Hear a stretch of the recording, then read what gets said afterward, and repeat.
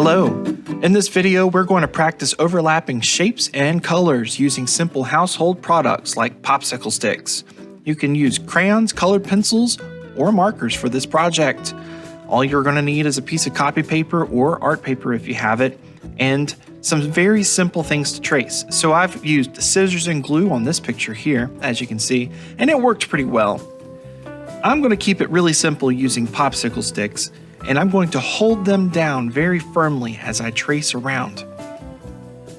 There are two goals for this project. First of all, the first goal is to become familiar with the word overlap, or how two objects can lay on top of one another.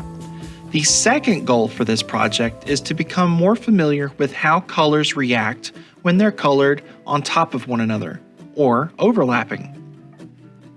This project starts off simply enough. All you need to do is find some simple objects like these popsicle sticks and trace them carefully onto your paper. What I like to do is arrange the popsicle sticks so that they are slanted and diagonal. That gives my picture some extra movement and energy. I like that in artwork.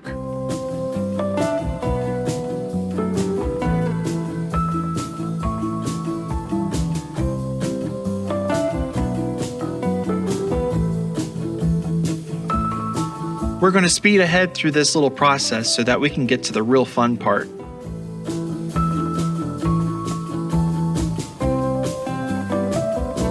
If you can find some different sized objects, big and small, that makes your picture even more interesting.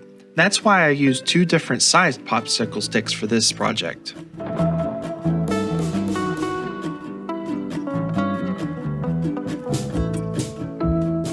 One other thing that I think is really important is to make some of the objects go off of the piece of paper. It draws your eye to the edges and it makes the picture overall more interesting.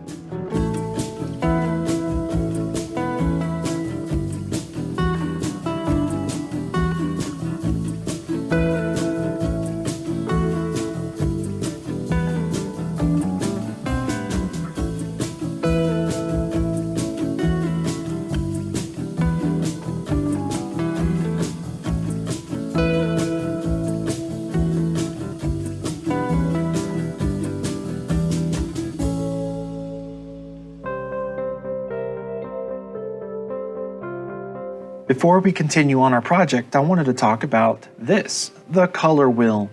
The color wheel is a tool that artists use to help us decide what colors are best for the project. So you can see that we have a triangle here.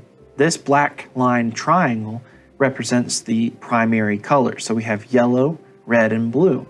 Now, on this art project, we could just use the primary colors. You can use the primary colors to mix to make all the other colors you see in the color wheel here. For instance, if I take red and yellow, if I combine them together, I have orange. If I take yellow and blue and mix them together, I get green. And then red and blue turn into purple or violet when I have mixed them together. Now, you don't have to mix all your colors, but if you wanted to experiment with color mixing, that would be a great way to start. Now, there's another triangle here, and you can see it's not quite as light. The black triangle is the primary colors. This triangle that is upside down is the secondary colors. Secondary colors are made by mixing primary colors, okay? So we can have secondary colors of orange, green, and violet, okay? So secondary colors and the primary colors.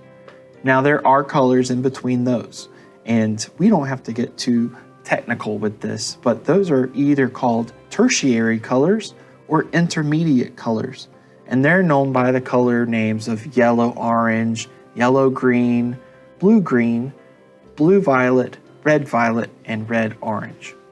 So basically, you would be taking orange and red to make red-orange. All of these colors we can mix together on our picture. So after you've outlined all your popsicle sticks or what other objects you have laying around the house, whether they're car keys or whatever you want, you can mix with different colors to make it a really cool looking art project. So that's what we're going to do. We're going to take these colored pencils or markers or even crayons. All of them will work in a similar way to mix and match our colors. Now that we've gotten a little bit more information on the color wheel and how primary, secondary, and intermediate colors work together, we can now start coloring our objects on our picture. So there's different ways to do this. There's really no wrong way, but I am going to take advantage of mixing colors using my primary and secondary colors.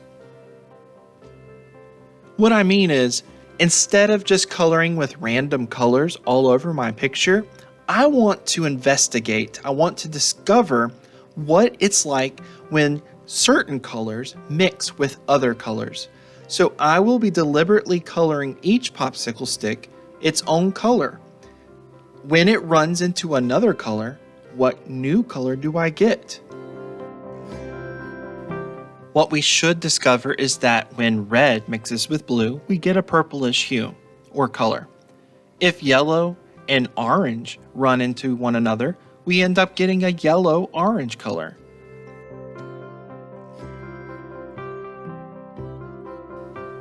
If we apply what we have learned about color mixing on this project to other art projects that we make, we'll be better artists because we'll know how to mix more colors in different ways.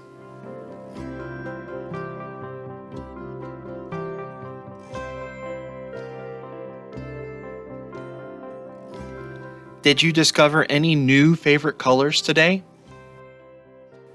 Can you think of any other way that overlapping can be used in other works of art? In the future, how will you use color mixing to make your artwork more interesting?